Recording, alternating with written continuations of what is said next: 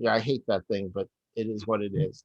So anyway, welcome back. We are back after a short hiatus. I unfortunately had to go and attend a funeral in Arlington, which is one of the reasons why we were off for an extra week. So I apologize for that. It was one of those crazy things which brings me back to the anti-lock brakes because it was very important. Driving back from Arlington, I was in torrential rains, like you wouldn't believe it. It was like driving through, a car wash all the way from Virginia back to Pennsylvania to the point where the state of Delaware was closed, which I've never seen that before. Just big signs, 95 closed all throughout Delaware, find an alternate route. So, really one of those crazy situations. So thank you for showing up. We have two new people from Minnesota, who are joining us from the Minneapolis area. So welcome, Sophia and Jared. And today we're going to be picking up again on conversational hypnosis. I don't know um, if anybody here has seen the video from last week, last time rather, excuse me. So let's go over some of the basic things that we're going to be doing again. Now, most people want to teach conversational hypnosis in terms of things like Ericksonian hypnosis and, things like that. And it's, while that works well in the therapeutic room, most people don't have 6 hours to actually hypnotize somebody, and to actually influence them. Milton Erickson, as wonderful as he is and powerfully skilled as he um, was out in the middle of Arizona. He unfortunately suffered from polio, and people came to him for therapy, but he didn't have a lot of other things to do. So he had plenty of time to work on people, and he with great success.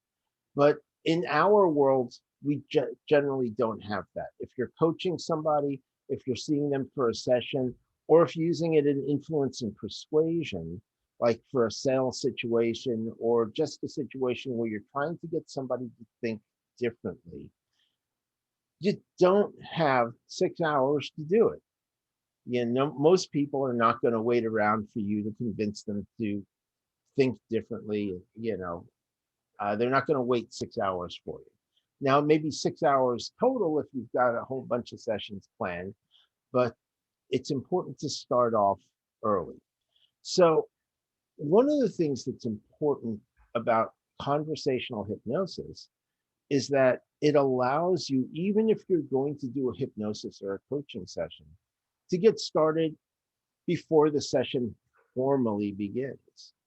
Now, there are those of us who use things like the Elman induction or the progressive relaxation inductions, or those types of techniques, and they're very effective. They work, and I sometimes use them, although it's not my preferred way to do things, because the person who is being hypnotized expects it, right? So if they're expecting that as part of their session, I'm happy to give it to them because it makes my life easier. And you already get the acceptance of the process from them when you do that. So I think, it's very important to understand and to know how to use both. But the the tools of conversational hypnosis are just as easily used when a person is induced into a trance using an Elman or a progressive relaxation. And in fact, it speeds up the process of those inductions, while at the same time, it amplifies your effectiveness while they're already in trance. And so it's important to emphasize here at the beginning, because this is, I think, something that a lot of people, in my opinion, um, maybe have the wrong idea, and sometimes it's something that's kind of sold to people who want to learn conversational hypnosis and how to influence people. is that it's in the words, that somehow the words are important. And there is a part of NLP that's very much involved in what's called the Milton model, with what Milton Erickson did, which is called ambiguities. Because the English language in particular, not so much in some languages like Spanish and things like that, which are much more particular, but the English language has a lot of words that sound very similar. So example, the word red, could be R-E-D, could be R-E-A-D, right? It sounds the same when it's spoken. And what happens is that the person who is listening has to actually process both in order to understand through context what the meaning of that sentence is. So yes, ambiguities can be important, but they are not nearly as important as how you deliver your information and how you leverage the tools of things like embedded commands, embedded questions, how you use your pacing, how you use your leading, how you use your rhythm in order to get the person to really go from hearing you to actually listening. So, any questions on that to begin with?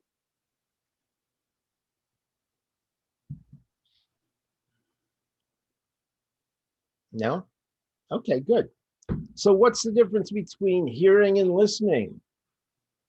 Well, most people, when they're in a conversation with you, or whether you're coaching them in a session or any type of interaction, most people have a dialogue running in their head, and they're actually interpreting what you're saying against that dialogue that's already going on in their head. That's why a lot of times they misunderstand what you say. A lot of times they may take things the wrong way. A lot of times, it's actually quite funny sometimes. If you listen to other people's conversations, you'll see they don't quite match up, and while we don't, as polite people, eavesdrop, sometimes we can't help but listen, or hear other people's conversations going on around us. Now, when that happens, that both people are actually not communicating effectively, and they're actually talking past each other. And so where there's some crossover is where that translation, actually catches on to something that the other person means. But that is what I mean by hearing as opposed to listening. When somebody listens, they're actually paying attention to what you're saying.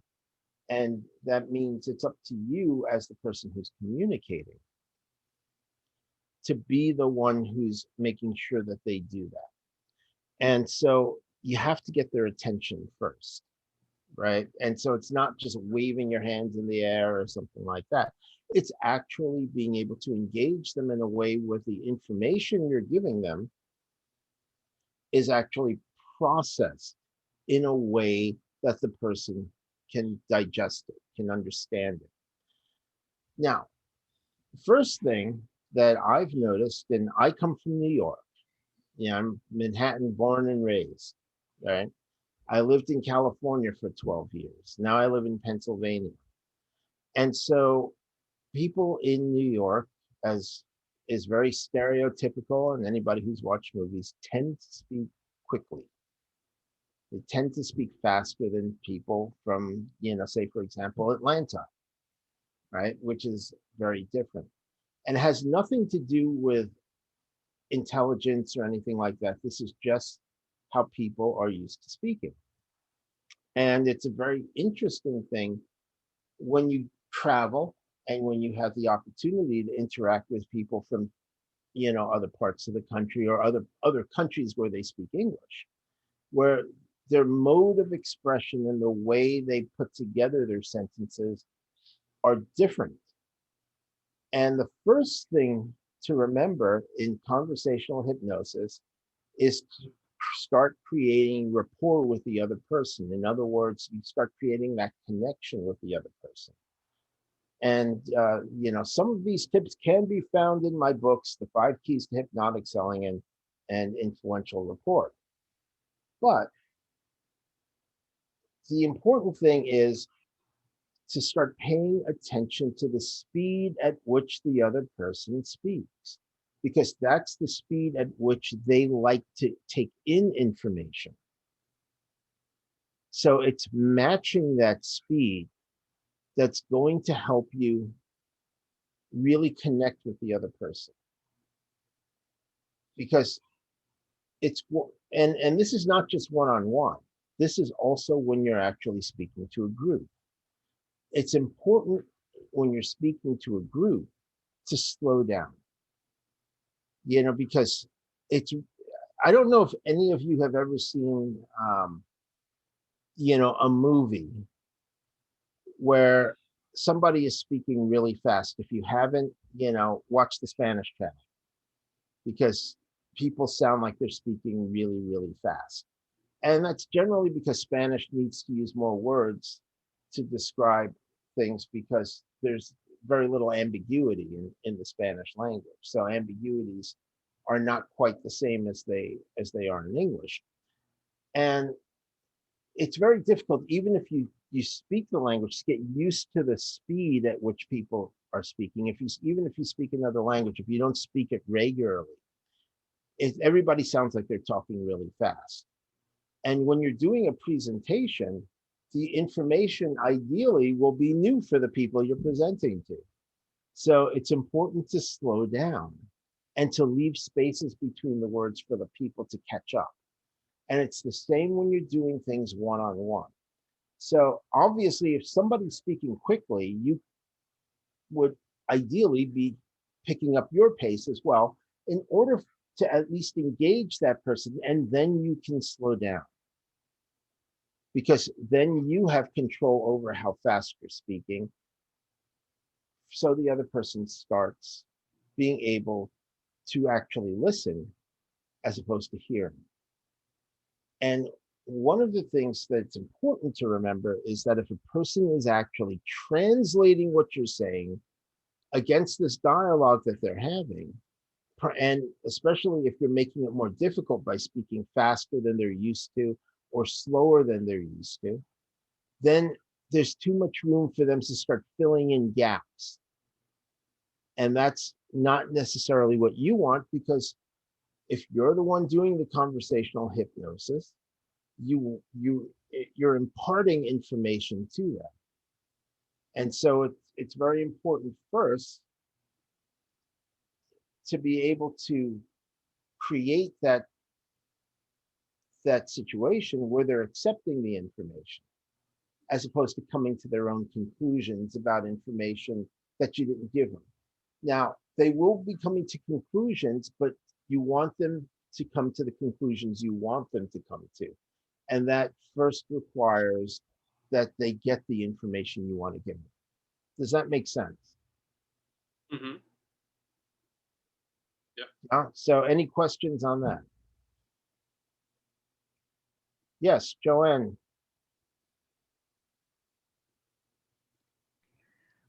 Okay, I get what you're saying about speaking slower, but isn't there a time when you want to speak faster so that the person doesn't have time to process and just Yes. absorbs it on a subconscious level? Then it's not about speaking slower or faster. The slower, we'll get into the slower and faster, but it's about providing context and continuing to provide context about why you say something, as opposed to just going faster. So here's an example. So right now I'm speaking at a moderate pace, right? And so if I wanted to start speaking faster, I can speak faster and speak faster and faster and still continue to put more things into it. But at the same time, if I don't provide context, basically I start to become white noise in the background. Yeah. Right? So the use of speed, we'll get into that, is actually something that we can do more for emphasis and what we're putting into things. We're putting, we're marking out what we want the other person to experience unconsciously. But the difference is in providing context for the person to accept it, right? Not just speaking faster. Watch my eyes. Where am I looking? I'm sorry. I'm sorry. I'm gonna mute. Okay. Does that make sense? So any questions on this? No? Okay. So getting back to, so first, okay, so we've set the baseline really at the cadence that we're speaking, at the speed at which we're speaking. And that can change, because we can change that, especially if we wanted to provide emphasis in marking out things. So the next thing that we're going to do is be able to understand our tonality. Okay, and we've done this before, but we do have some people who are new. So there's 3 types of tonality in the English language and for most languages. Although I can't guarantee it's exactly the same in some of the Asian languages, since I don't speak them. But in the Western languages, I do know that there's the tonality, there's basically 3 tonalities. There's the even tonality at the end of the sentence, which is a statement, the sky is blue, right? There is the command tonality, where it goes down at the end of the sentence. If I said, the sky is blue, that's asserting that the sky is blue, right? As opposed to stating the sky is blue. And there's the upward tonality question. The sky is blue, right? And we're all familiar with those 3 because we learned that's how we speak the language. It's very subtle, but when we start playing with the tonality, our statements become commands. So if I put together a statement like, what I'd like you to think about is how this can help you, right? There's actually, basically the form of what I said is a statement. The tonality of what I said is command. So consciously, the brain processes the statement. Unconsciously, the brain processes the command. Does that make sense? So it's really important to start to begin to practice controlling your tonality. Because when I lived on the West Coast, it drove me crazy. People would say statements or actually make assertions, and they go up at the end of the sentence. It's very common on the West Coast. Anybody who's familiar with like Valley Girl speak and things like that, the reason why it's actually parodied so much and it's kind of funny is because everything they say sounds like a question. Right? So anybody who's seen it or heard it, it sounds like a question. So that's the upward tonality going at the end of the sentence. Now, if you're sincerely asking a question, it's important to have that, so the person understands you're asking a question. But when you're actually learning how to use these skills in the context of conversational hypnosis, it's important to start practicing your command tonality. Because if somebody says, I'm going to give you an example from a traditional, hypnotic induction, and now I want you to close your eyes, and I want you to open your eyes and close your eyes and open your eyes, right? Part of the Elman induction that we're some of us are familiar with. It's not quite the same thing as saying, now close your eyes. Now open your eyes. Now close your eyes and begin to relax, right? So these are all commands in the context of doing a traditional hypnotic induction. Now, if you ever listen to Dave Ellman's recording, of him doing it, he has no tonality in it. He just reads it all. But I've found that it actually accelerates the process when you're using your tonality correctly. And when you practice using your tonality correctly, you can talk to anybody and just start actually influencing them just by using your tonality correctly in these contexts. Now, how does that relate to a question? Well, we have what's called an embedded question, which is the format of a question with the tonality of a command. So if you come up to somebody and say, I'm wondering if you can help me.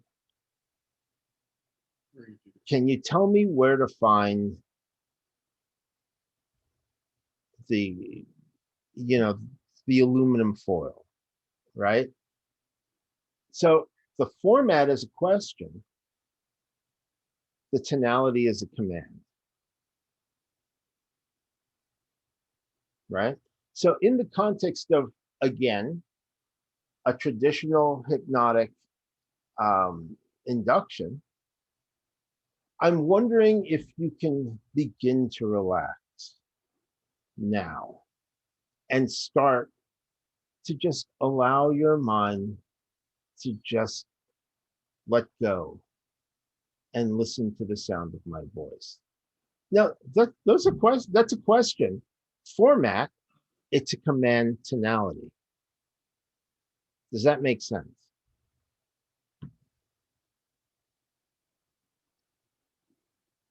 Fun, right? Yeah.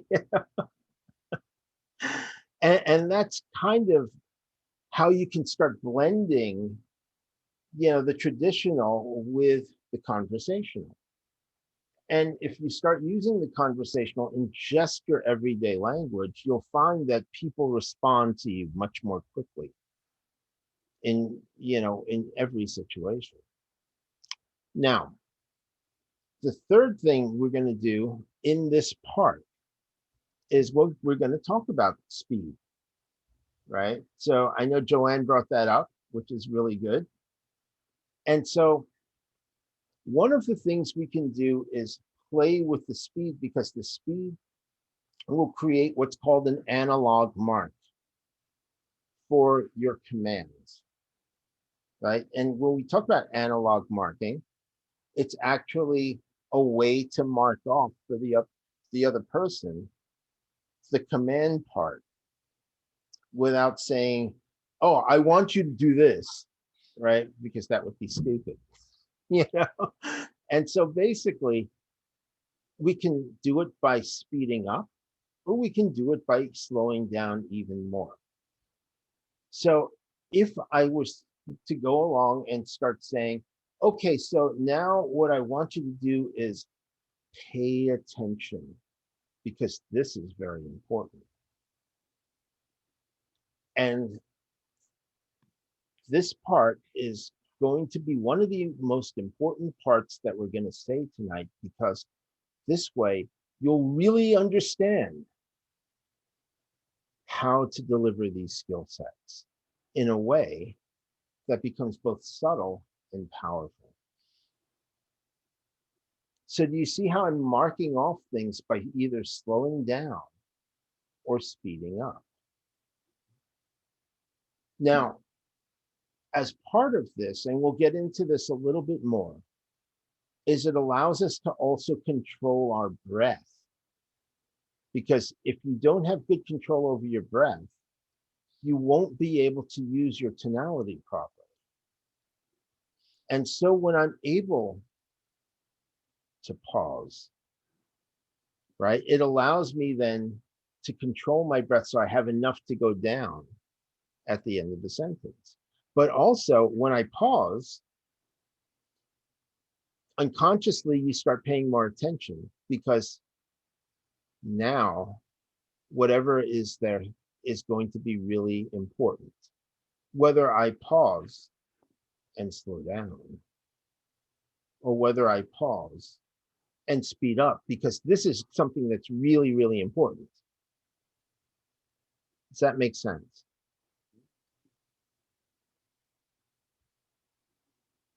Any questions on this?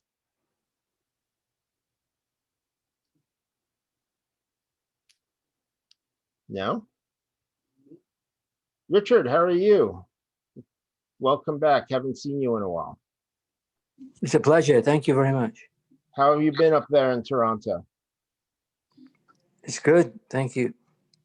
I took my second vaccine, so I'll be down to see you soon, maybe. Oh, I thought maybe that's the reason why you don't have your camera on.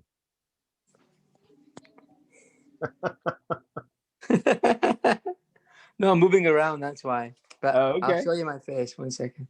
Okay, so it's kind of like the ghost the ghost type of things, right? Walking around. Yeah. Okay, good. Well, it's good to see you. Thanks, brother. So, any questions on that?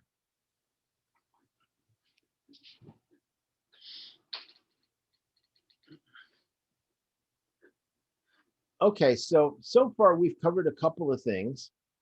And what I'd like to do is maybe see if we can get you guys practicing a little bit. Sophia, Jared, do you have any questions? I know you guys are listening. Nope, makes sense. Okay, good. Are you guys up to practicing a little bit? I'm going to be driving here shortly. Well, but that's okay. This is all verbal. I can practice. Okay. I'm not scared. Okay, so what I'd like to do is pair you guys up a little bit in the breakout room. And Sophia and Jared, you guys can pair together. I take it you guys know each other, correct? Yes. Okay, I'll pair you guys together in the breakout room. And what I'd like you to do is first just speak at the same rate as the other person, right? And then one person's going to speak at a certain rate, and the other one's going to speak quickly or slow or much slower. You can choose whichever one you want, and notice how easy or hard it is to maintain a conversation that way.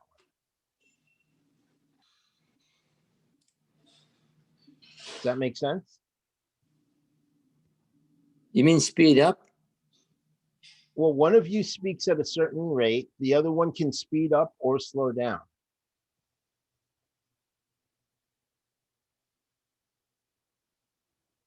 Does that make sense?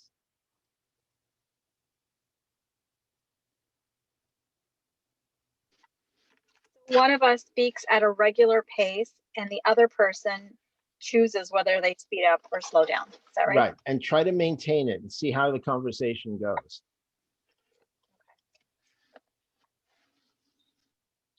Robert and Joanne, do you want to work together on this? Okay. So I'll have Matt and Richard and Sophia and Jared in the breakout rooms, and Robert and Joanne, you guys can work together since you're there together. Let me see if I can do this correctly. I can assign the rooms, but I don't usually do that. So I'm going to assign manually. So hold on a second.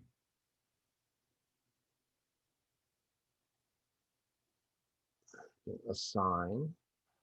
Let's see.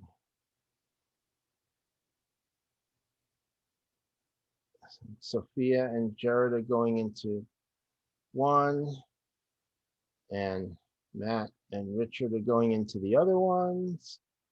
And I'm opening the rooms, and it'll be like 5 minutes or so. Okay. And you can take turns, you can switch as well. All right. All right, here we go.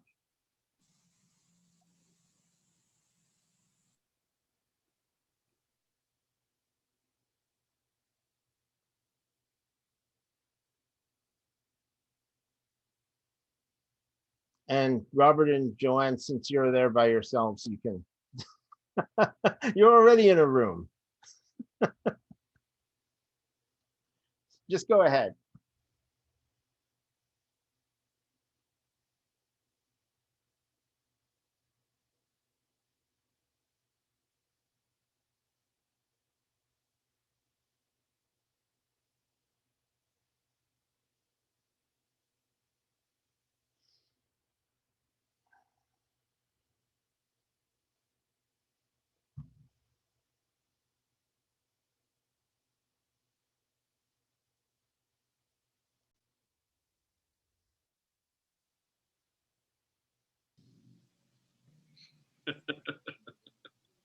Okay, how did it go? Richard was on a roll. How did it go? Was it easy or was it hard to have the conversation when you're not matching? And did you find yourself falling into matching the speed? Yes. Yeah, it's hard, right? Because you're actually listening to the other person now. When Robert and I were doing it, I have a tendency to speak faster. Right. Robert has the tendency to speak slower. And you said that the other person should try it the other way. So I went slower. Right. And how was it? How comfortable was it to have the conversation and really pay attention, or did you start to come to some medium for each other? Yes, I think we did. Some medium, but we worked very well together. Yeah.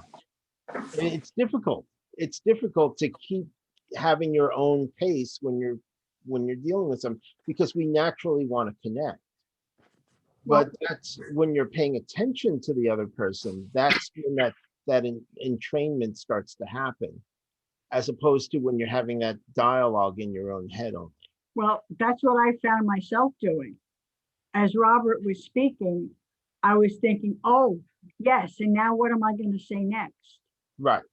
And so as opposed to listening to what he's actually saying, right? And so when you slow down and match it, you hook into the other person's signal, which actually makes it a lot easier then to pick up on what he's actually saying and to have that conversation, because Robert will start speeding up a little bit at the same time as well, because it's just natural to do that.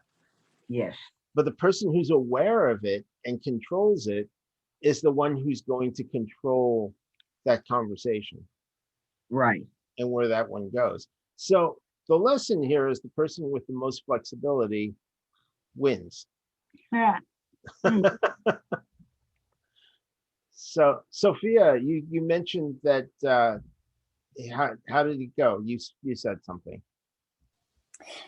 Yeah. I found that it was really hard to not match and follow. Mm-hmm. And I found myself kind of actually, I started to pace and lead. Basically, I wasn't sure who was doing the pacing and leading because we were falling into, kind of following each other. Mm-hmm. So yeah, we were automatically matching each other. So when you started to match each other, did you actually start to listen a bit more, as opposed to worrying about what you were going to say? Yes, for sure.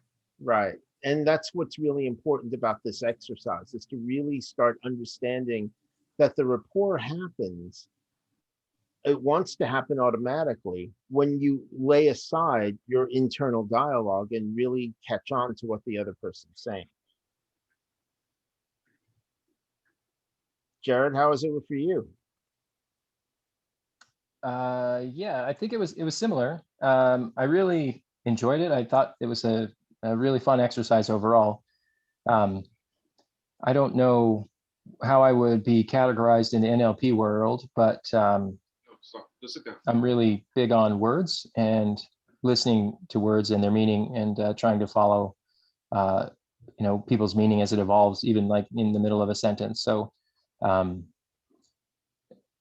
try to be really conditioned to be focused on those dialogues. So I find it, I find like the awareness, like you're referring to, kind of a normal place to be in a conversation. Good. So you're probably, people like talking to you. I think generally that's quite often the case. It probably is, but yeah. So I guess in my place, what challenge I have is, trying to alter other people's world. I have a moral complex around that. I think obviously, there's if there's shared goals, then it's pretty easy. But aside from that, challenges in this space. Well, let me ask you this, because I understand completely what you're saying, about not wanting to manipulate somebody, right? Yeah, it's like I said, it's a complex on my side. I'm oversensitive to it. Well, I understand that, but a lot of that has to do with, the idea of the meaning of the word manipulate, right? Because it depends on context. So if if you're talking about it in a bad context, I understand what you mean by manipulate. But when people go to chiropractors, they use the term manipulate when they're talking about manipulating the joints and manipulating the vertebrae to get back in alignment. Yep. So And for health, yeah, I totally get it. I think that makes really good sense. right, and if somebody is going to a bad place and you can talk to them and direct them in a way that they could think better and choose a better path, is that manipulation? I guess that's the question. I mean, that's a really good question. If yeah, but that's, I mean, when it comes into that, if they're seeking specific advice from me, then it's a different story. Yes, and that goes towards what do they want, Yep.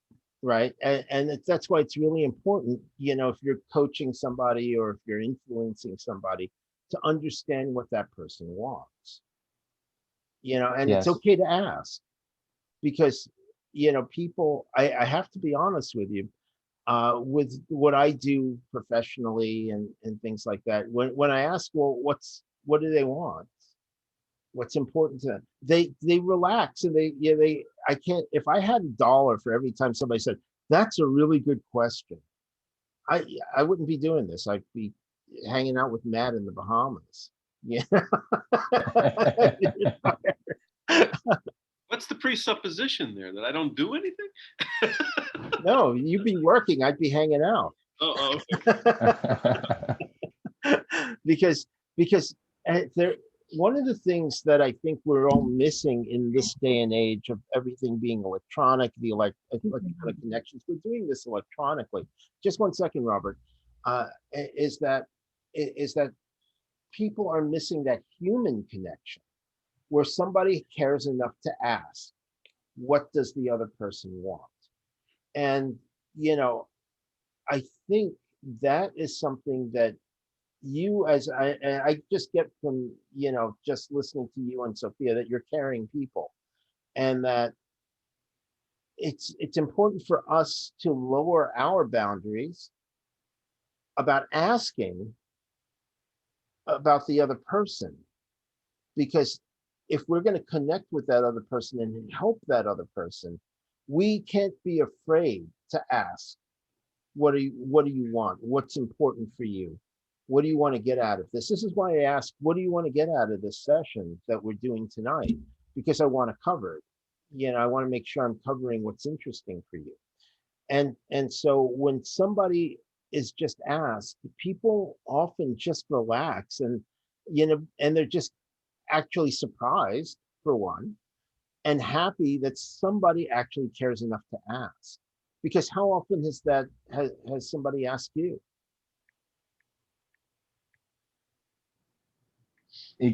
That's a perfect setting for the context, James. I think that's brilliant. I like the way you phrase that. Yeah, and again, that goes towards dropping our own boundaries about asking. We tend to be reserved, because it feels somewhat intrusive. It could be, except in the context of really caring about, can I help this person, or am I the right person to help this person? And just asking in that context. And I'll show you how to ask as well. That's another part of conversational hypnosis. But Robert had a question, and I think Matt has a question. Robert. James, thank you. Yes. I really have a statement. You could be doing this from the Bahamas. I could be. Zoom, the same way you are tonight. I could be, but you know, I still have other things I make money at. So, so That's your choice. well, and the other thing is my mom is still in Manhattan, so I'm only an hour and 20 minutes away, which I was talking to, you know, my sister about it, and, you know, again, dropping boundaries, but, you know, I did have my house appraised, you know, because I'm thinking, you know, in the middle of, you know, taking advantage of the low interest rates. And, you know, it turns out my house is worth, you know, almost $50,000 more than I thought it was, which is great, right? So I was talking to my sister yesterday, and, you know, it's her birthday today. So obviously I did the good brother thing and made sure to call her. And basically, yeah, she said, well, are you thinking of moving? And I said, well, if, you know, obviously if my mom wasn't still in Manhattan, I would be moved. I would have moved already. But maybe not the Bahamas, because I think I have to go through immigration and all that type of stuff, you know. But you know, but to one of the other states, probably, you know, that's not having energy crises and, you know, things like that, like, you know, California again, which is in a huge drought. Not going back on that. But you know what I mean? It's just one of those things. Sure, absolutely. Yeah. And Matt, you had a question. Yeah, I again an observation. I mean that conversation about manipulation is an important one to me also, and you know what I realize also in that is that if I didn't know that it was a thing, you know, rapport, pace, match, pace, lead, and all that stuff, what I recognize is that I'm doing it anyway. I'm doing it when I care about somebody. Or I want to communicate, you know, love and caring, you know, and positive stuff. And I noticed that I naturally am a rapport builder. You know, when you come from that intention of caring, you will go into a situation and you will match people subconsciously without knowing it. And I think that some of the difficulty comes here is that what we're doing is we're labeling it, and you know, and so we're making it conscious when we were doing it unconsciously anyway. It just seems to have, it takes on, it can, if I'm not careful, take on a dirty context just because I've now labeled it. But I was doing it all along anyway. You know what I mean? Well, what happens is using the word has a connotation, but the connotation is the meaning that we bring to it, right? So again, if you ask somebody who's like a chiropractor, you know, what does the term manipulate mean? To manipulate, right? They would give you a different context meaning because their context is different in the way that they use it. And so I would say, if you think about manipulating, moving something artfully from one place to another, right? Then it's really comes down to the intention of the person who's doing it. And when you have clean intentions, yes, and you know, that's and you're honest with the other person that if you can't help them, then you're just honest about that. yes, I think that is where, you know, that's where the ethics piece comes in, and that's where being a good person comes in, and that's where you don't get that negative connotation to what we do. I mean, some people say hypnosis is manipulative, and yes, but if somebody comes to somebody for a session, it's because they want to change. You know? So I'll get it died. I'm sorry, Richard. I really love it because yeah, I have no problem with manipulation. Well, because people come to you for a specific reason, you know, that in what you do. Yeah. And so sometimes it's important to help them make the right decision. Now, again, this goes towards lowering boundaries, and this is where it's really important to, you know, and which I covered in my last book, is that it's important to lower boundaries in order to create rapport, because you invite people into your point of view and where you are. And so when going back towards a real estate example, because Richard is a very successful realtor and he runs a team out in Toronto. When I was buying my house, I had a choice between the house that I bought, right, or spending, you know, considerable amount of money more. But this house was a standalone house, beautiful, you know, totally done. The person was under, you know, pressure to, you know, to make a deal because he had bought a bigger house. So he's carrying 2 mortgages and all that type of thing. One of the things that I don't like doing, having grown up in Manhattan, so I don't know how many of you have been to Manhattan, but you know, we kind of limit our green space to Central Park, right? So it had 1/4 of an acre, and I was just thinking, do I want to have to mow 1/4 of an acre of grass? Do I want to have to like shovel the snow and all that stuff, right? And so my realtor, you know, just said, you know, this is a great investment, and it would be a tremendous investment, and I wouldn't have to do almost nothing to that house. But she said, does it fit your lifestyle? Is that what you actually want to do? You know, keep up with that type of maintenance and, you know, have to do that. And the answer realistically is no. I still regret not having it as an investment, but, you know, from the standpoint of lifestyle, yeah, I understand where she's coming from. And so did she manipulate me? Maybe, but it was for my own, you know, against my own criteria of what I wanted and how I wanted to live. So, you know, in that context, when you're quote unquote manipulating and you're laying out options for the person, then the other person at least has an opportunity to make a choice. And generally, say, for example, people who go see Robert and Joanne, people who see Matt, and sometimes people who see Richard or myself, you know, if we're coaching or, you know, we're doing a session, they don't see that they have choices. You know, they're stuck in a problem. They use that term, you know, loosely in that in their own minds, they're stuck in a problem that they want help with. So when you give them options, is that manipulating them, or is that giving them the option to make a better choice? Right? And so that is where I think the difference between manipulation in a bad way and manipulating somebody to move them to a different space where then they have a choice. You know, it takes on a whole new meaning to that term. Yes, Robert, you're on mute. It's if they've come to you for help.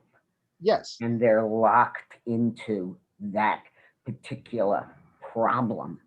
Yes. What you're doing is helping them to see that they do have choices. That's right. And helping them to choose which choice best suits them. Exactly. So yes, it's manipulation, but they've come to you asking to make a change. And Yes. they cannot make it on their own because they're stuck, quote Yes. unquote. Yeah, exactly. I agree. And that's exactly what I mean by manipulating them to a different spot where they can see that they have choices, they have options. And you know, a lot of people who are in a stuck space, you know, they're kind of you know, they're just, well, there's ways to show them different options, but we're not covering that today. You know, we can cover that another time. But it's just giving them a you know, kind of a different perspective. When that change of perspective happens, then all of a sudden they see that there's different options. Kind of like escape rooms, which I hate, but so many people like. You know, I had the you know, the opportunity to do it once, and you know, it's not my favorite thing to do at all. Some people love it. I'm not one of them, but you do have to think differently in order to find to what the to understand what the clues mean in order to get out. So it's very much like that. You know, the puzzles we solve are, you know, not necessarily involved with being in a room with, you know, trying to, you know, find clues. But we just talk to people, which is where the conversational hypnosis part comes in. Yes, Matt. Well, no, forgive me if I'm going too far down this particular rabbit hole. And if you wanted to stop, just stop and move on to something else. But just to keep going on Jared's thread that he started there, you know, let's go back to that ambiguity of red, and red, right, or whatever. And let's say that we use an ambiguity to confuse the person's conscious mind so that we can talk to their subconscious.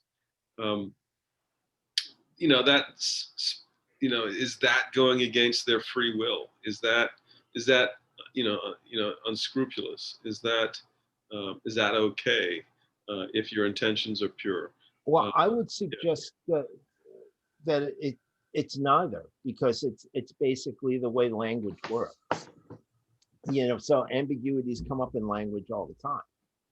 You know, and it's just what it is. It's your intention behind it and what you're trying to do with it. You know, and so basically that does lead us to a very interesting place about the intention. You know, there is a method to all this madness. It's not just, you know, rambling on about stuff, although maybe some of it is. It's actually part of changing the way people think. And all of this, when you go back and watch the video, has to do with, there's a lot of elements of conversational hypnosis built in, because that's the way I've trained my communication style. And so the next one is that I feel is a keystone of this is criteria and values, which goes towards understanding what the person wants and how do they know they're getting it. And that goes towards, again, that piece where you want to understand, what does the person want? You know, ultimately, what does the person want? In NLP, there's one of the main things is, you know, it has to do with what's called well-formedness, understanding if an outcome is well-formed. You know, and so one of the most important things is the person states what they want in a positive. Okay, so I don't know how many times you guys have all heard, you know, when you say, oh, well, what do you want to do tonight? And the first thing you get, well, I don't want to, you know, have pizza. I don't want to have, you know, I don't want to go to the movies. I don't want to, you know, so it becomes like this weird process of elimination of, you know, of what they don't want. So that happens even more with people who have a problem, right? So somebody comes to you for a session and they say, well, so why are you here? Well, I don't want to, you know, continue smoking. I don't want to, you know, I don't want to, you know, carry around so much weight. I don't want to, you know, eat so much candy. I don't want to. So it's important for them to understand, what do they actually want? Right. So if you're doing a coaching session or something like that, and somebody's telling you what they don't want, it's perfectly okay to say, well, that's all well and good. What do you want? Because what they want sometimes has nothing to do with the things they don't want.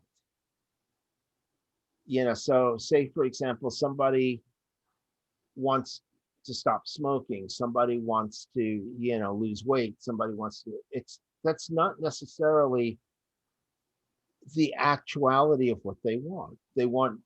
Maybe they want to live a healthy lifestyle. And so you can give them something that's much more holistic in how you treat them, or how you get them to think differently about how they're living than treating it symptomatically. You know, okay, well, I don't want to smoke, you know, so, okay, so you get them to stop smoking, then they take up eating even more. Well, that doesn't necessarily help them, right? So is it, or maybe they just take up eating candy instead. I'm sure there's a lot of people who like to do that. And so it's it's important to understand what does the person want and get them to tell you in a positive way, what do they actually want? And we're going to go into how you elicit that as well. It's called eliciting criteria and values. Does anybody have any questions on that at the moment? I had one. Sure. I appreciate the feedback and the suggestions related to morality. And I apologize if that took us on too much of a tangent. I mean, I don't regret any of it. I feel like the insight and feedback was absolutely wonderful. And the metaphors and analogies are absolutely brilliant. We are interdependent, and any influence is a disruption in the status quo, and people integrate together for the purpose of advantage and mutual advantage. Not all advantage is one-sided. I love it. I just wanted to thank you guys for it. Yeah, absolutely. And unfortunately, my time has come to an end, and I have to drop off. I'll jump back in as soon as I possibly can. But I didn't realize this schedule conflict. But this has been brilliant, and I look forward to. Time has not come to an end. It's only come to a pause. Thank you. Thank you. Brilliant reframe. I look forward to connecting again in the future. This has been a delight, and thank you for your contributions, everyone. It's a pleasure to have you here, Jared. Anytime. Definitely love to have you back. And again, I think it's so important for people to be clear on their intentions. I think most people have very positive intentions. They just don't necessarily, they haven't thought it out. So there was a very valid and timely question that you had. Thank you. Terrific. I'll see you again soon, I hope. I hope so as well. Thank you very much. All the best. You too. Thank you. On the getting at what you do want, yeah, I noticed that it's very, very easy to come up with what you don't want, because the pain is, oftentimes it's pain that brings you to a decision, a choice. But recognizing what you do want seems to be a lot rarer. Oh, well, I'll tell you why, Matt. I'll tell you why. Okay, and this is something I think all of us, and I do want to open this up for a little bit of discussion, because we all know what we don't want. Right from the time we're little babies, it's like one of the first words little babies learn is no. Right? So you try to feed them. Well, let's be honest, some of that baby food is pretty disgusting. So, after a while, they start learning something that tastes good. And, you start feeding them that, and they say no. They don't want it. Right? Hate. Probably, likely, No. Yeah, there's probably a good reason why they're saying no. Right? but we all know what we don't want. We're very used to thinking in terms of that way. I don't want this. I don't want that. When we learn how to make choices, the first thing we learn how to make a choice on is to say we don't want that. Right? Unfortunately, some people have a problem saying no to things. And that's a different session, maybe for the future. But at the same time, and please remind me, if that's of interest to you guys, because that's something a lot of people have a problem with. But one of the reasons why people have a problem articulating what they do want is because they're afraid they're not going to get it. So that happens from when we're little kids too, because we ask for stuff, right? So when we're really little, we ask for stuff and we get disappointed, when we don't get it.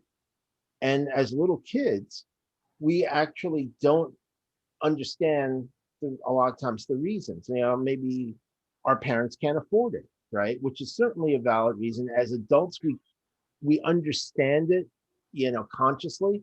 Unconsciously, we still react like little kids. We get disappointed. So we're afraid to be disappointed, which is why we don't ask for what we want. Yes, Robert. Oh. Thank you. Okay.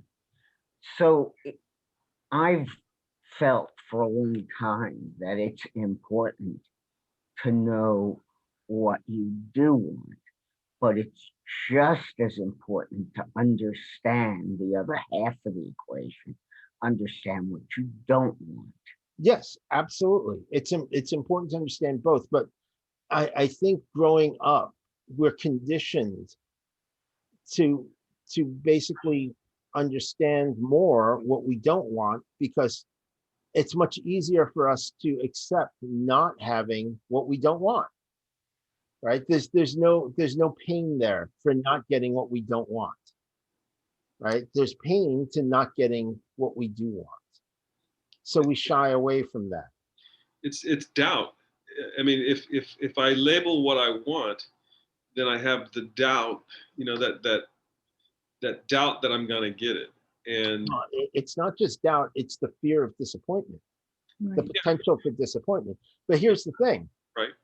This is what I tell people. I tell them it's okay to want stuff. It's not okay to hurt other people to get it. But in your own mind, it's okay to want it. Right? Because there's nothing wrong with wanting what you want.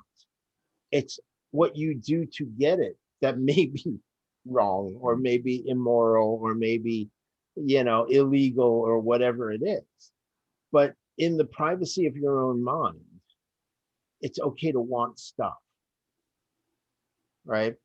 So that is where you relieve that emotional pressure around wanting stuff, which can lead to living a more abundant life.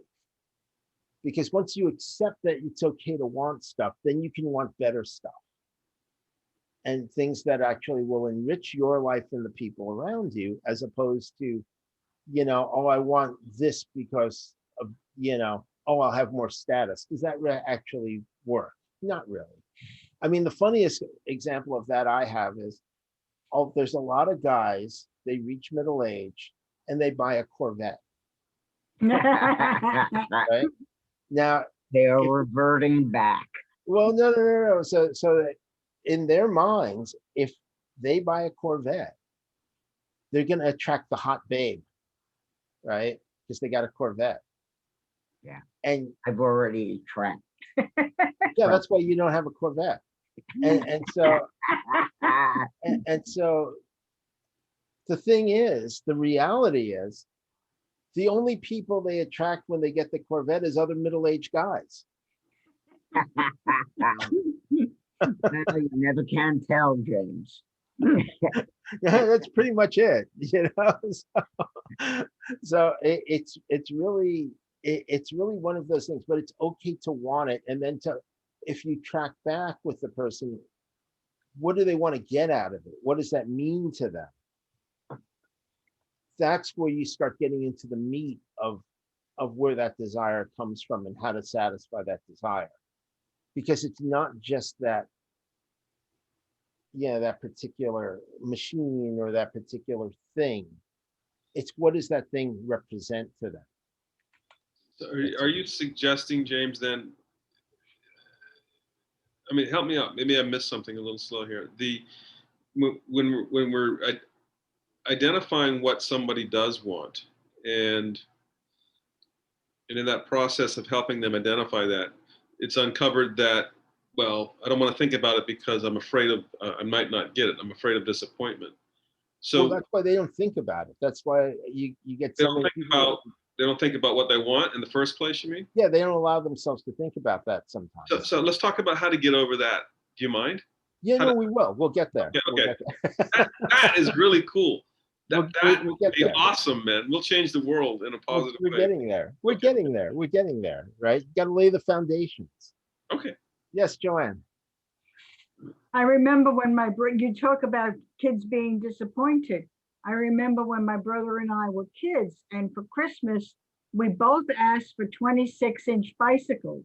Now, my father only had one job. He worked in a factory. He didn't have very much money.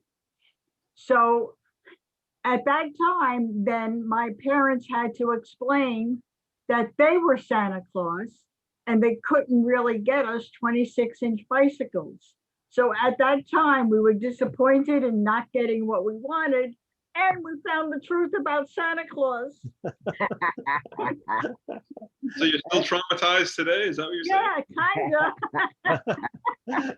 Yeah, and as an adult, you understand that, but thinking back on it, there's still a little bit of, you know, disappointment there, Yeah, it is. right? And that's why we grow up with that, where it compounds. So then when you think about, so that's why a lot of people are afraid to ask for what they want, right? And that's where I say to them, you know, so what do you want? You know what I thought? I'm sorry. Right. So what do you? Well, just hold on, Matt. Hold on. That's why when I say, you know, when I ask them, what do you want? Because it's okay to want stuff. It's not okay to kill people to get it, but it's okay to want stuff. Right. So that's where you start adding in context. So you actually start softening that resistance to them being able to express what they want. Right. And then sometimes, well, I want, you know, I want a vacation. It's like, well, what does that mean for you? Right.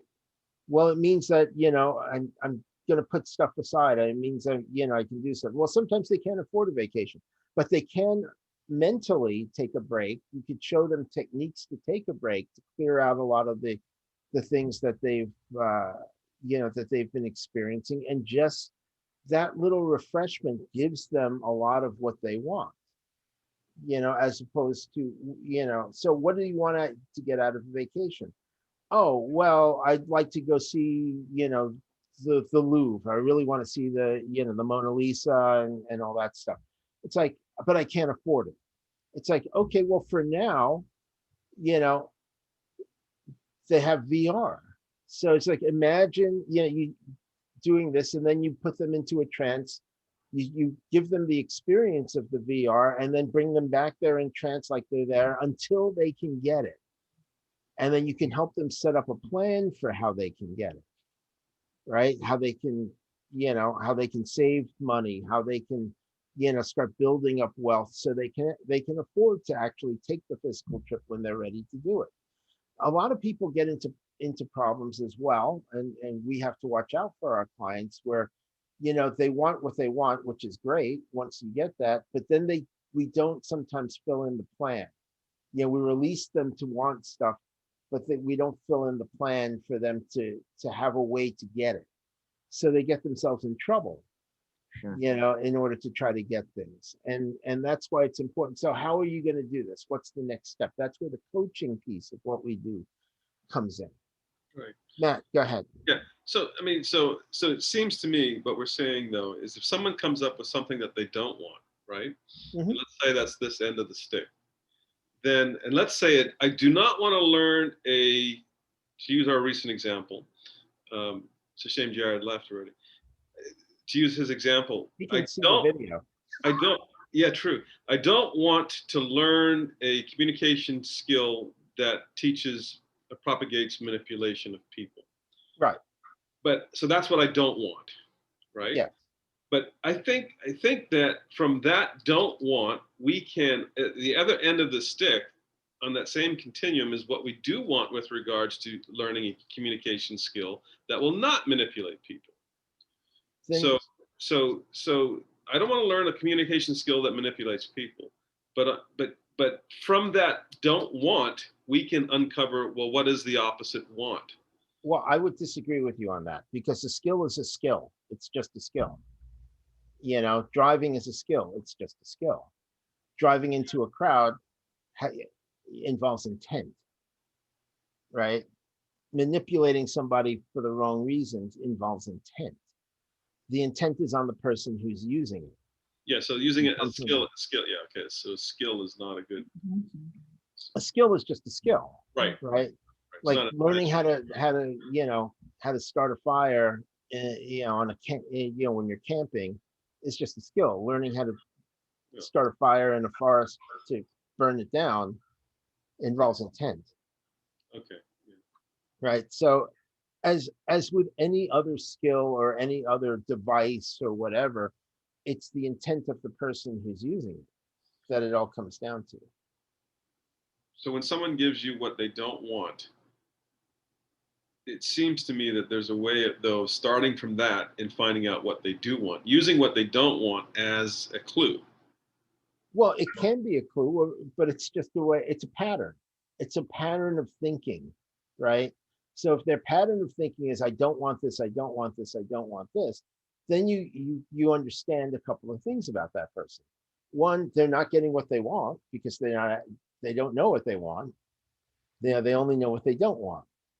Right. Two, because they don't know what they don't want, they probably have been getting they don't know what they do want. They probably have only been getting what they don't want over and over again because they haven't filled in that difference, right? So they're running away from what they don't want, right? Without setting what they do want, right? So they have nothing to go towards. So they'll end up gravitating back to what's familiar to them, which is what they don't want, which is how people get into cycles of habits. They want to break. So we want to show them how to elevate beyond the cycle. Well, you just first you have to break the thought pattern, which is like, okay, so what do you want? Well, let's use that example. Well, I don't want to learn how to manipulate people. I'm sorry. Well, what is it that you do want? I want to learn how to help people. Okay, so what's the difference? I don't know. I'm learning the same thing. One helps and one hurts. Well, it's like surgery, right? Yeah. It's kind of like you can hurt somebody when you do surgery, but if your intent is to help them, then your intent is to help them. If your intent is to hurt them, then you're probably, making money on the black market selling kidneys. There you go. Yes, that's all intention. Yeah. I'm not saying that you do that. That's easy. That was easy. Yeah. Right. It all comes down to the intent of the person. We have to acknowledge there are people with bad intent. There are, which is another reason to learn these skills, because then we'll recognize them when they're being used against us with somebody with bad intent. Right. But ultimately, what we want to do is help people. And that's what this is about. This is not about teaching people to hurt people. So this goes down now towards eliciting the criteria and values of the person. Again, the criteria and the values. The values are, what does the person want? The criteria are, how do they know they're getting it? Right. So the important thing to know is just being willing to ask. Now, there's a way to ask so it doesn't sound like an interrogation. And to do that, you have to soften the questions, right? And by softening it, I mean, you ask permission in a way that is useful. It's not like, well, can I ask you a question about your values? No, that's not how you do it. That's way too upfront and intrusive. But if I say, well, let me ask you this, just so I understand you better, right? Now listen to the tonality that I used. Let me ask you this, downward tonality, just so I understand you better. Downward tonality. When you think of what you want, by what I say, what you want, by, that's the X in the room, that the context of what we're talking about. What's important for you in this? Right? And that's just basically how you elicit it, soften it. Because if I ask, well, let me ask you this, just so I understand you better. When you think about whatever it is that you want, right? Whatever it is that we're talking about, think of it as the X, and you fill in the X. What's important for you in this? Right? So that's the first level. Does that make sense before we move on? Sure. Yeah. Okay. So give me an example of something that you would use it for. Robert, you had your hand up? Yeah, I did. I think you're right that a lot of people are afraid to ask for what they want. But if you don't ask for what you want, then you're never going to get what you want. And the more that you think about what you want, the universe, people, situations, opportunities come up in your life to propel you on that path. Yes, but I would suggest this as well as part of that, Robert, as an extension to that. If Yes. you haven't thought about what you want, then how will you recognize when the opportunity comes? Or even stepping stones that would lead to that opportunity present themselves. I think that's why a lot of people don't get what they want, because they think about what they want, but they haven't thought about it in enough detail, or they only think about it in one way. So they think about, I want to have $1 million. I want to win the lottery, as opposed to, I want to have $1 million. Here are all the ways I can get that. I can get a job. I can get a better job and a better job, invest my money, save my money, and buy Bitcoin or whatever, but there's millions of ways to get what you want, as long as you keep an open mind about it and recognize the opportunities. I think a lot of times people, they put blinkers on, and therefore they don't recognize the opportunities. So that's where it's up to us, and when we coach people, when we do sessions with people, to understand what it is they want, because it's not generally $1 million.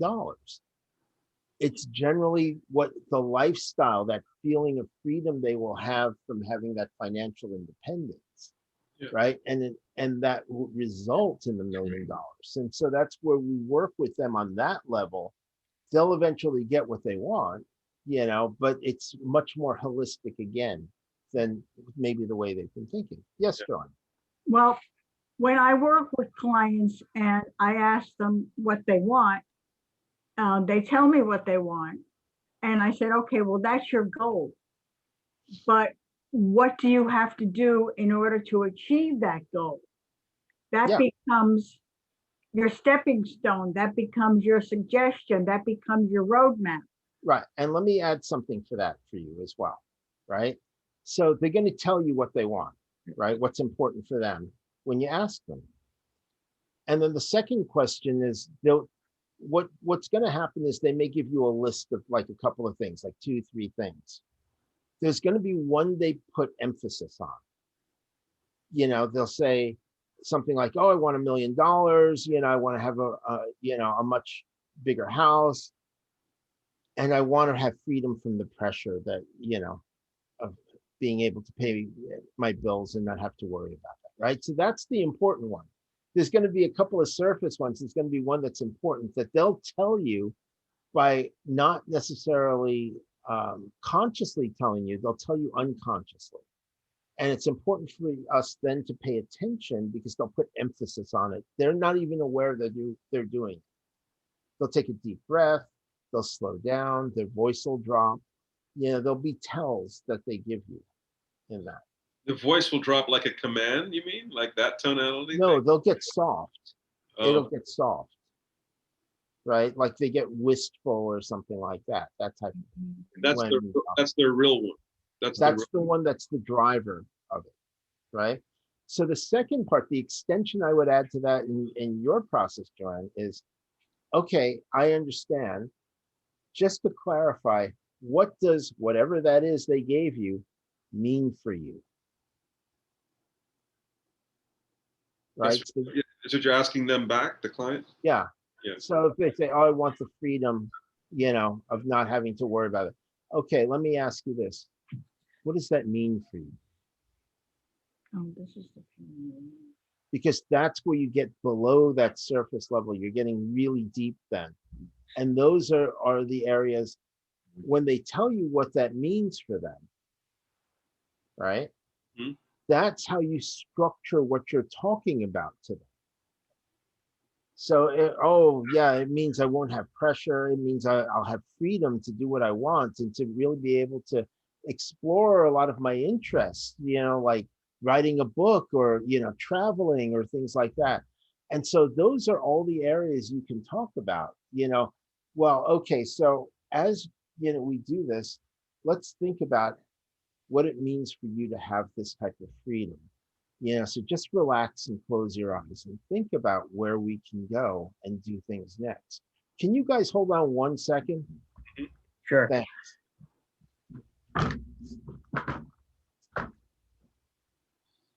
Okay, seconds up.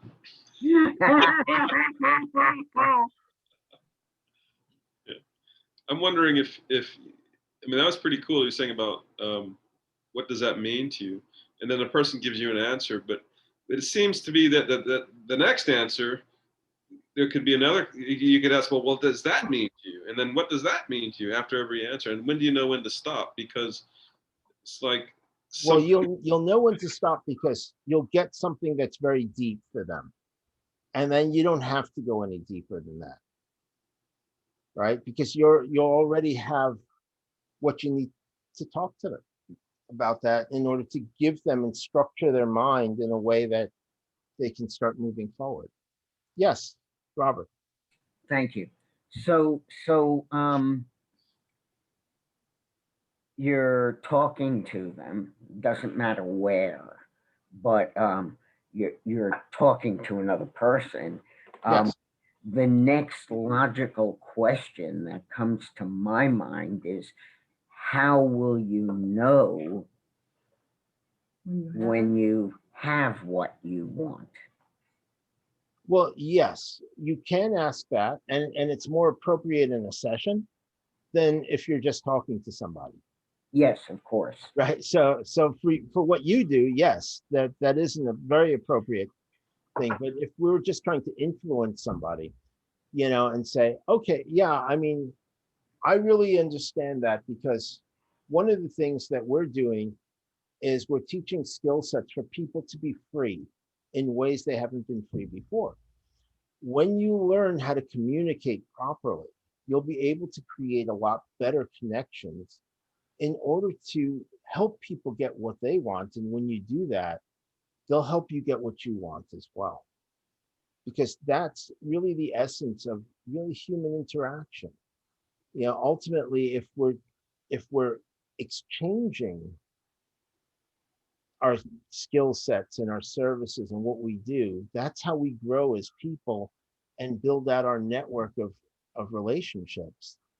And that's how we all prosper, as opposed to somebody just selling something transactionally, because ultimately that's a losing game. At the end of the day, somebody has something better and gets the sale, as opposed to really working with somebody to become better. So that's how you can, again, all of that was blending in the things I talked about before, with using the tonality, using, in this case, a set of criteria and values that we set up, right? And just kind of structuring what I'm saying around that in order for the other person to start coming to different conclusions about things. You say set up, what do you mean by set up? Well, we set it up, like I said, for example, freedom, right? So you it's give a list, you make up a list. Yeah. Yeah, that's what we set it up. And again, it's examples. Yeah. Is any questions around that? Well, I had a question like on that very same thing. It's like, do we have them come up with their own list of values, or do we? Oh no, we have them. We ask them. Yeah. Okay. We ask them. Because again, it's for each person. It's very personal, and that's why I ask. Somebody can give you the same list, right? But that's why I ask. Well, what does that mean for you? Yeah, it just makes it better, right. Well, because then we're not just going on. What it means for us might mean something different for them. Somebody says freedom. What does that mean for you as opposed to me? Right. It may mean something different. It means something different to Robert and Joanne. Doesn't it tie back to something you said in the very beginning when we started this show? Very likely, I tend to talk that way. Well, you said, you circle back around. You said something about emotions rule the day or something like that. Yes. Yeah. Well, yes, because that's what we're tapping into, the emotions of what somebody wants. That's where the change comes from. That's where the leverage comes from. That's where the decisions come from. That's why those decisions become their decisions. Yeah. I want to be a millionaire is not an emotion. Well, that's why we have to understand, what does that mean for them? Right. Because if you're hanging out with billionaires, it means you're poor. Always looking on the dark side, aren't you? Again, it's contextual. What's the context? Right? Right. So it goes back to, what does that mean for that person? Right? Because here's the thing. If a person only thinks in terms of being a millionaire, right? Oh, I want to be a millionaire so I won't feel poor, right? Which is not saying what they want. Right. It's like, well, yeah, then you meet Bill Gates and all of a sudden you feel poor. So even though you're a millionaire, or maybe a multimillionaire, you're still poor compared to him, right? So what? You're rich compared to everybody else, but if you're thinking in terms of, I have to compare to that, you'll always feel bad, as opposed to, well, how do you make yourself feel good? Yeah. About what you're doing, and you'll ultimately be successful no matter what then. But all right, so I'm sorry, I feel like I'm beating this with a stick, but so, what does that mean to you? What does that mean to you until you get down to an emotion that would be a motivating emotion? In other words, if they're totally dissociated and they're just thinking in terms of, of items that they want, right? Then that's where you have to break that pattern. Because freedom, I mean, even if you stopped at freedom does not necessarily mean anything. Well, that's right. No, it does mean something, but it means something different to each person. Right. Yeah. So it's not just another word for nothing left to lose. Right. Right. Where does that come from? We're trying to remember. Yeah. We're trying to find things that are really going to. God, I can't believe you didn't remember that one. Sorry. Me and Bobby McGee. Come on.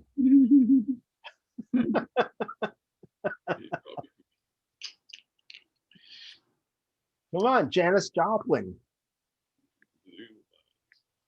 Classic song. Great singer. He's having fun Yes. You've got something going on behind you. Don't we want to get to the emotion so that we can anchor it also? Yeah, you can anchor it so when you go back, but realistically, in this context, you don't have to. You can, but it's just really important to get to it. Right. Right. So if you anchor on, well, I want to be a millionaire, and how that's not going to be powerful. You can.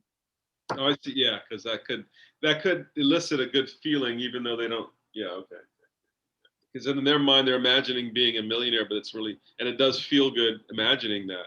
It feels good until it doesn't. Right. Right. And so what's the context around that? Right. Right. Yeah. So, so I mean, so what does that mean for them? Well, I want to be a millionaire. Well, I want to be richer than all the people I went to high school with. Right. I often ask that question. It's like, if you live long enough and you outlive them all, you'll be richer than all of them. Right.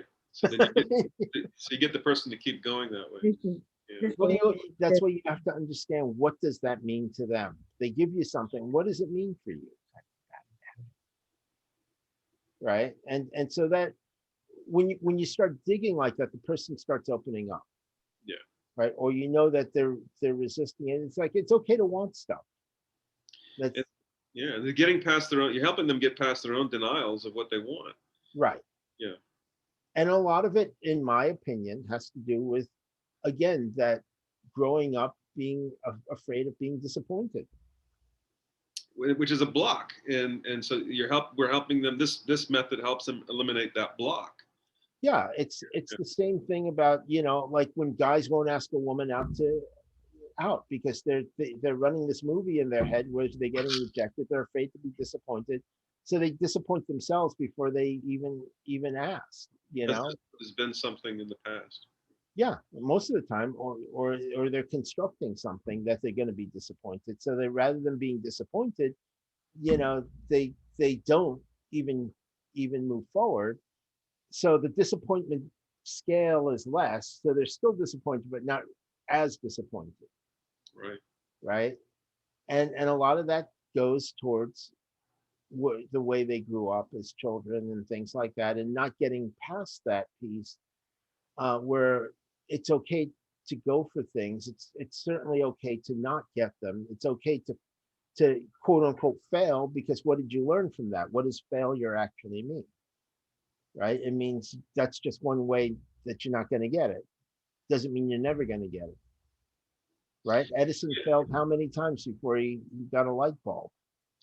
Have you ever found that people will use those blocks and the block, say the fear of dating a girl, whatever one that you just brought up. So the goal is maybe not always that they want to be able to talk to girls confidently.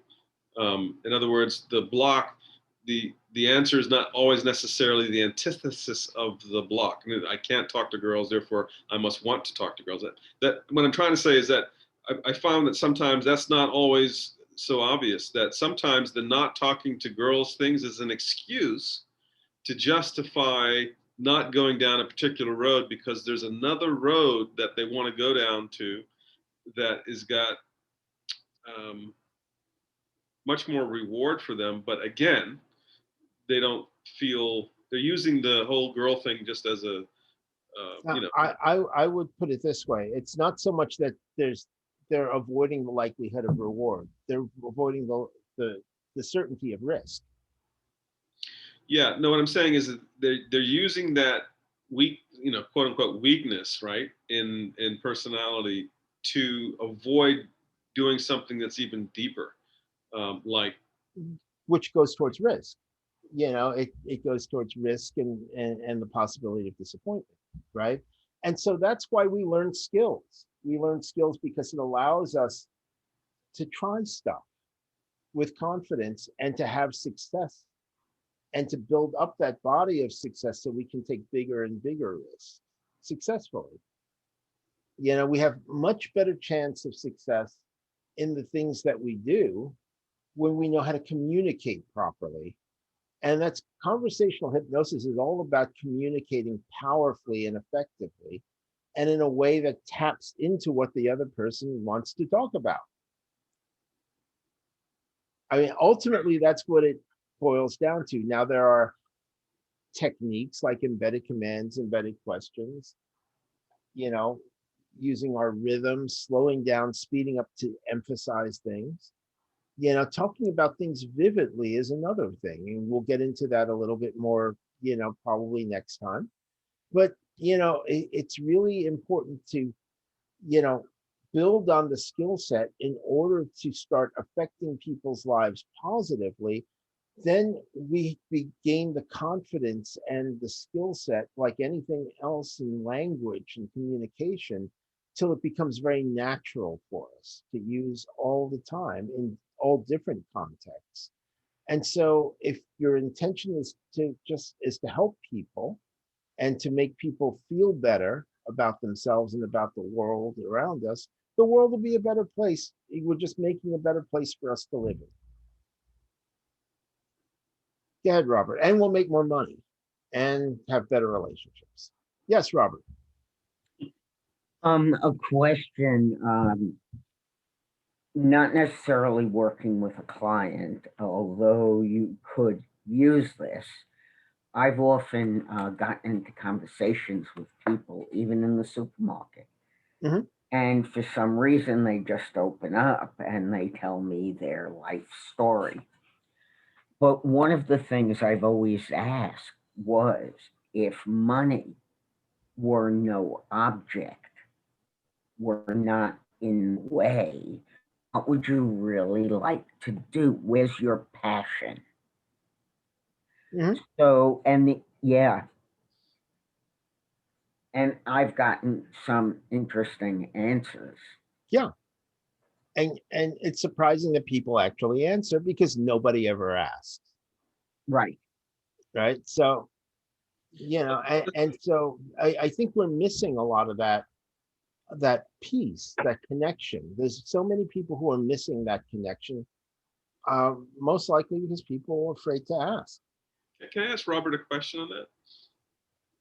Sure. Robert, is that like, does that keep it into the material, the context of material things though? Not necessarily. It might be they're thinking about a career change, or they're not thinking about it, but the choice is there and they can be open to it once you ask them, or once I've asked them that question. Right.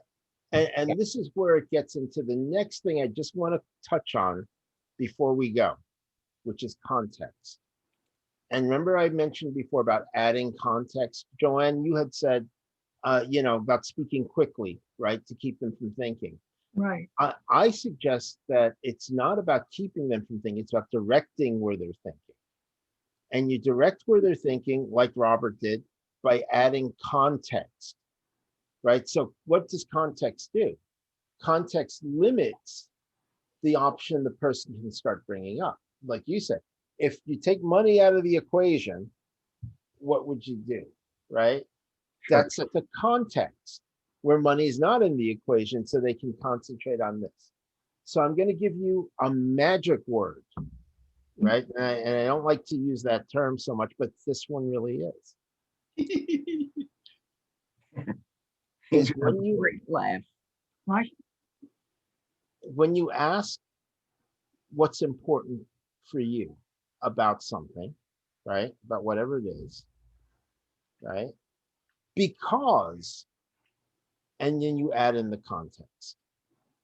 Because I really want to understand where you're coming from in order to see if I'm the right person to help you, right? Something like that.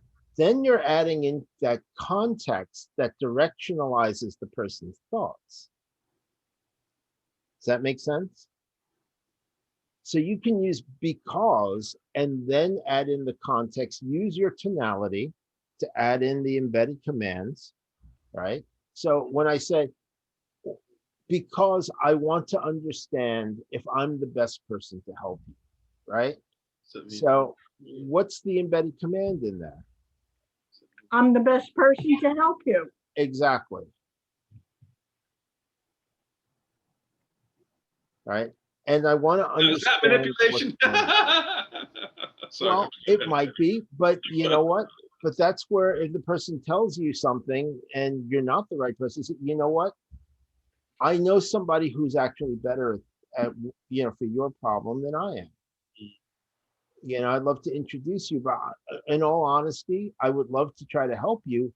I'm not sure I can be the right person for that, or that we could be successful working together with that, because that's not my specialty. Right. So, that's where you allow that person to make the decision. Sometimes they'll want to work with you because they feel comfortable with you. And that's actually more important. Yes. That they feel comfortable with you and they trust you. And what's part of trust is being honest, right? So if you're honest with them and say, I'm not sure I'm the right person, I think you are. Okay, happy to help you then, right? And you give it a shot. But you're setting the context. So one of the huge keys to conversational hypnosis is controlling the context of the conversation. And you can keep adding more and more context in there when you keep adding because and the reason why you're asking a question or the reason why you're telling them something. Yes, John. You can have a lot of fun with this word because I played with it a little bit. I'm in the supermarket and somebody has a few things in their cart, and I have a few things in my cart. And I'm playing with this now, and there's really no rush. The store is not really crowded. And I'll say to the person, could I get in front of you because my meter is about to run out? And generally people will say yes. Yes, generally. Because there's context. If you just said, hey, can I get in front of you? They'd say no. No, right. But when you add context, that adds, it really kind of shows there's a reason why you're asking this. There's, that it doesn't have to be a huge reason, but there's actually something behind it other than getting in front. And Sophia, I think you set the tone with the supermarkets here today. So I hope you got what you wanted. So, I definitely did. Thank you. Yes, ma'am. so I'm sorry, real quick. And Matt, and then Robert. So if I said, so what do you value because I want to know what makes you happy? Well, rather than saying what do you value, so that I want to compare two things. I mean, I may not. So if I wanted to find out what people's values were, right? If I said, don't ask them what they value. Oh, it's too explicit. What's important to you? Yeah. I want to know. I want you to make a list of what's important to you because I want to know what makes you happy. Versus, I want you to make a list what's important to you because I want to know if you care, how much you care about other people. Those are going to elicit two different sets of values. Yeah, but if you say because I want to know how much you care about other people, the person may just come up with stuff to make themselves look good. You're looking for honest answers, Matt, not the answers. Yeah, okay, I was just trying to get think of that. So, because I want to know what you think about other people. No, it's just because I want to know what would make you happy. I was trying to use your example of because that can take them down different roads. Yes, you take them down a different road, but does the road mislead you? Is the question in that case. I have a question. Yes, Is it better to ask someone what they want or what's important to them or what they need? Well, there's two separate things, right? So if you ask them what they want, right, and if they're telling you what they don't want, then you have to say, okay, well, what do you want then? It's great to know what you don't want. So happy to not give you something, but just tell me what do you want? I'm just curious, and because that breaks down the barrier the person has towards expressing what they want. The second thing is that, when they tell you, right, and it sounds like an honest answer, you say, okay, well, let me just ask you this, just so I understand you better. What's important for you about that, whatever it is they want? That's where you start getting into their criteria and values, right? So they're related. They're not exactly the same. Okay. Right. And then they'll give you a list of things. That person will actually emphasize something unconsciously. They won't realize they're emphasizing it, but that's the one that's driving them. And that's where you can ask, okay, just so I understand you better, because I really want to understand. What does that, whatever they gave you, mean for you? Because it's really important to understand how they're expressing themselves, as opposed to just taking that word and using our own definition for it, because that likely is not the same. Because at that point, it becomes somewhat contextual, right? And so it's really important to understand what it means for that person on an individual basis. Does that make sense, Sophia? Yes, it does. Yeah. Cool. And the very act of asking the questions will create deep rapport with that person, because nobody ever asks. Okay. Nobody cares enough to ask. So what do you want? What's important? And then what's your meaning? What's that mean? Well, if they don't tell you what they want up front, right? But most people will tell you what they don't want. It's just the way they're conditioned. Yeah. Yes, Robert. So in talking to people outside, and depending on where we are, some people are very negative. Yeah. And they'll say something in a negative way.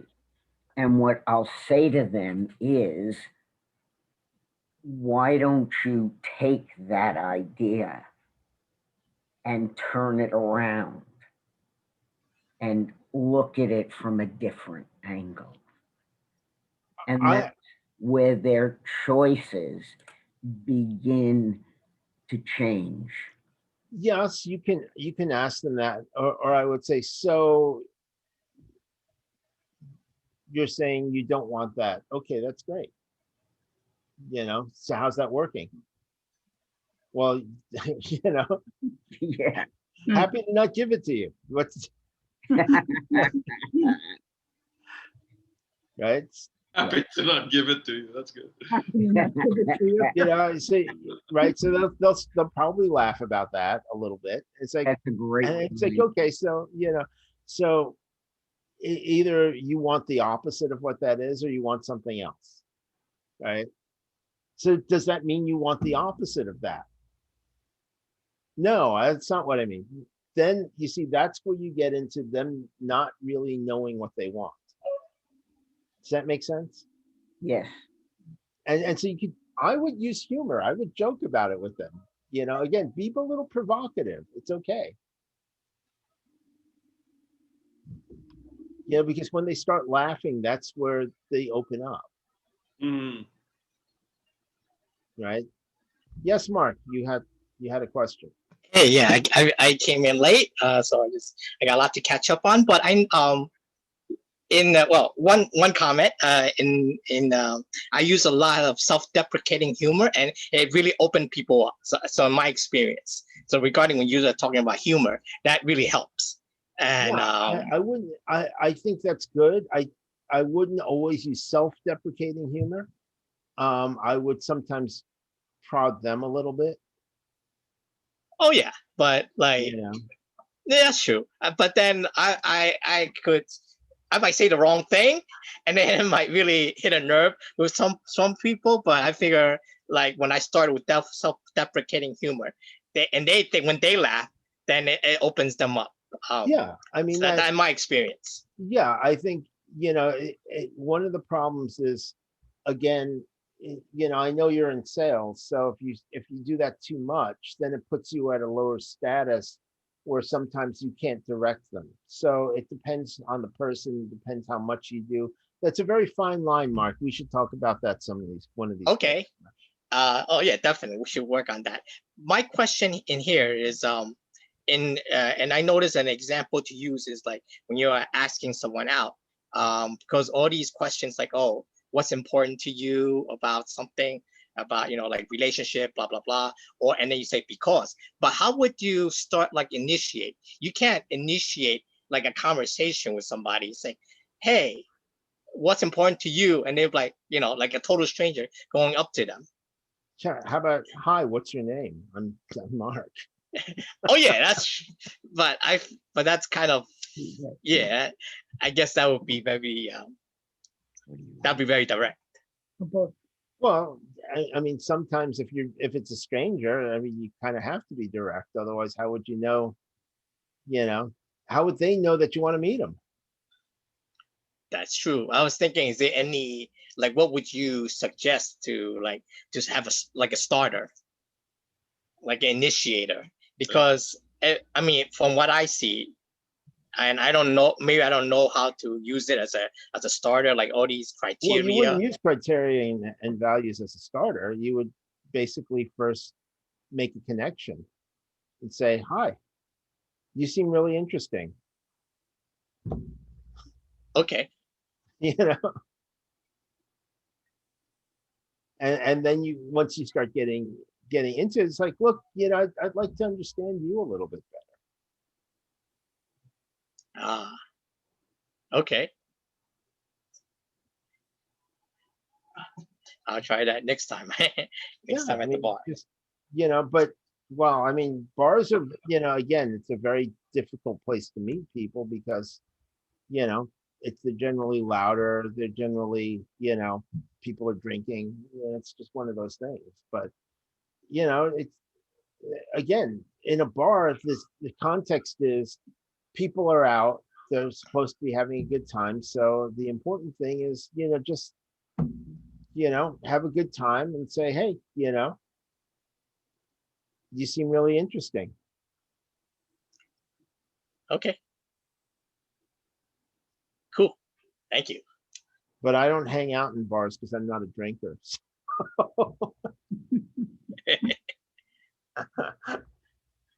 I don't enjoy the flavor. That's you. Yeah, I'm with you. you know.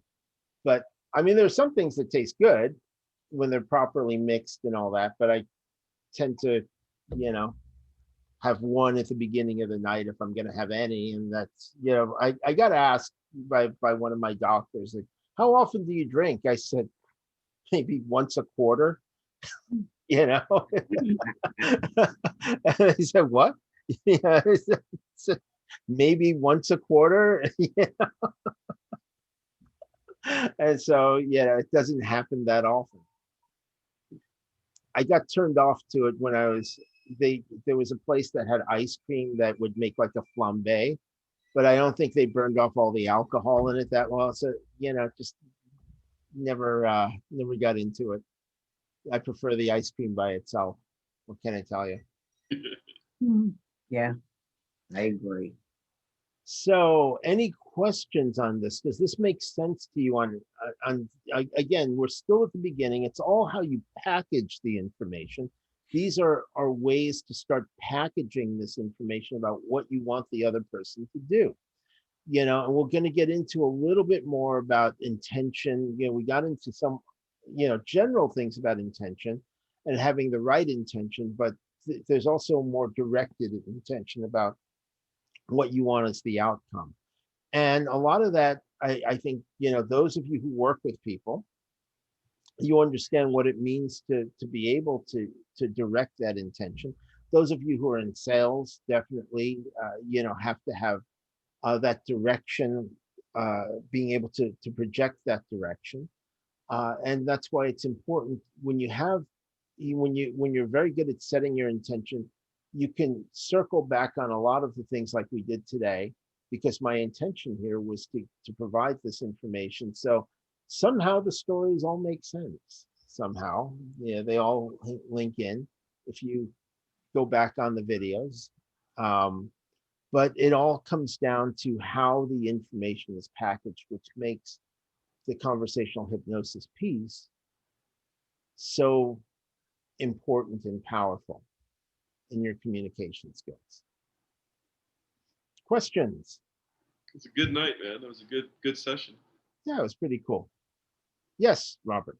Okay, so I enjoyed this session very much, and I'm wondering if we can do more of this. Yes, we're going to continue on this. Yes. Again, this was Intro to Conversational Hypnosis continued. So I will be speaking at the, I guess it's the Winter Hypno Thoughts on Conversational Hypnosis. If any of you guys are going out in February to Las Vegas, you know, that'll be kind of an interesting presentation. It's in February, apparently, which is not a bad place to be in February. No. You know, but just what it is. So you guys are all invited to go. Who's the head of Hypno Thoughts? Is that Scott Sandlin? Scott's not doing that anymore. It's Richard Nongard's leading it now. Ah, okay. Really? Yeah. It's a bit more. The last name, sorry? You know. I'm Richard, sorry? Richard what? Nongard. Nongard. Yeah, so he asked me to, you know, to Nongard. talk on that. Yeah. Yeah. So he asked me to do a talk on that, and I agreed to do it. So should be fun. Sophia, any questions? No, this has been great. I absolutely love the practice, you know, because I'm so new to this and I can read the theory, but I don't get that much of an opportunity to practice. So I really appreciated the breakout room and being able to practice some of the skills. So thank you. Okay, we'll be doing that more, and we'll be doing more next time on embedded commands, embedded questions, a little bit on ambiguities, but not the ambiguities you're thinking about. Okay, great. Well, I will be there. Okay, cool. Mark, any questions? This will be up this week sometime probably. So. No questions. Okay. Thank Good. you.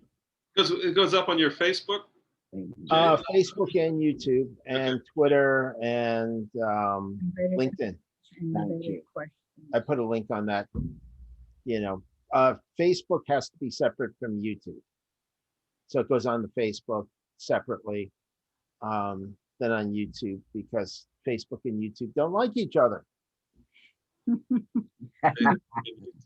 So they block each other out. So that's why I have to upload them individually. Then I upload to LinkedIn, via YouTube, and Twitter via YouTube, because there's a link. It's just easier. Okay. Cool, So man. this was fun. We'll pick this up again.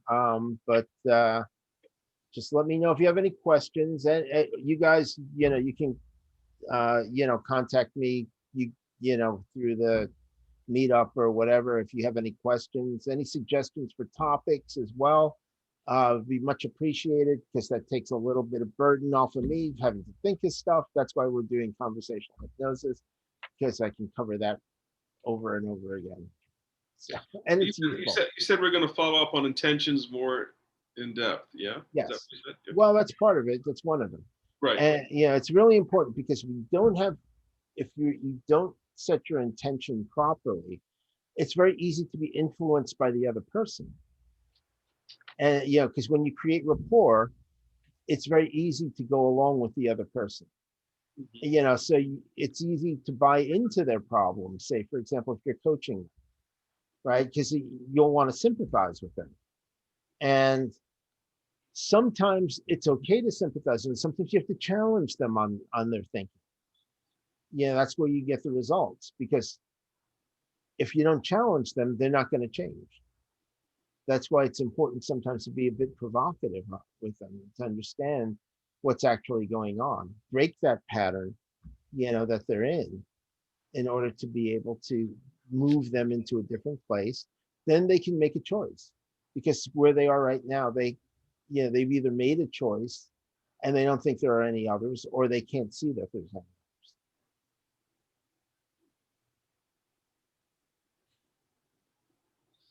Cool, man. Cool. All right. Any other questions before we go? Is So today? Go ahead. Okay. I was going to ask a silly question. Is today the longest day, or is tomorrow the longest day?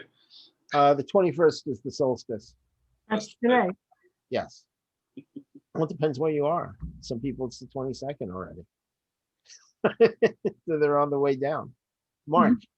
So we're going to be continuing on this conversation. We're building upon this conversational hypnosis, right? So each individual skills that we're building up is toward the conversational hypnosis, right? Well, they're all parts of it. Okay.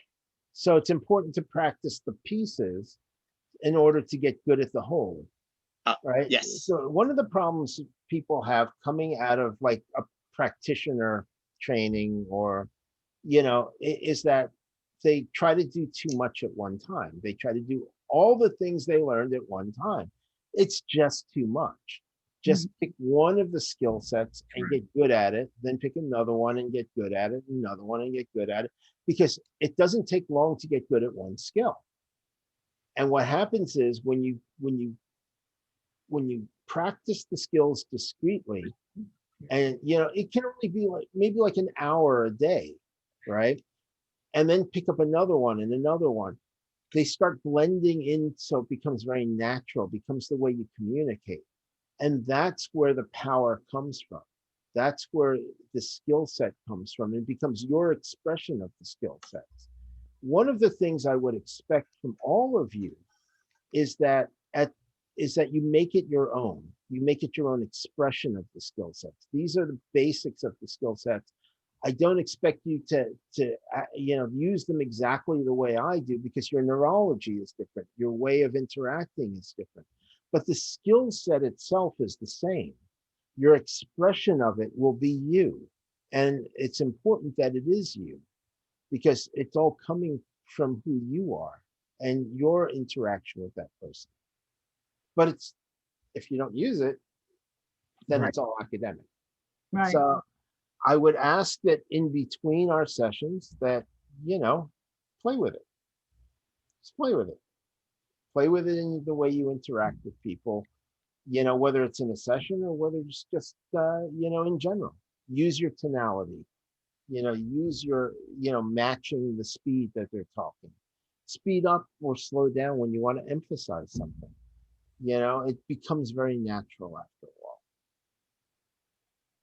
A short while. Good. Help. Okay, Thank then. James. Awesome. So I will let you guys go, and Good to see you, hopefully there's something good on TV. And, if you have any questions, again, you can contact me, Facebook or, Meetup. Sophia, I don't know if we're, you can find me on Facebook if you want to connect as well. And if you have any questions, just let me know. Sure. Thank you. Okay, thanks very much. Bye-bye. All right, Thanks. James. Bye. Good night, everybody. Well. Everybody, Good night. thank you.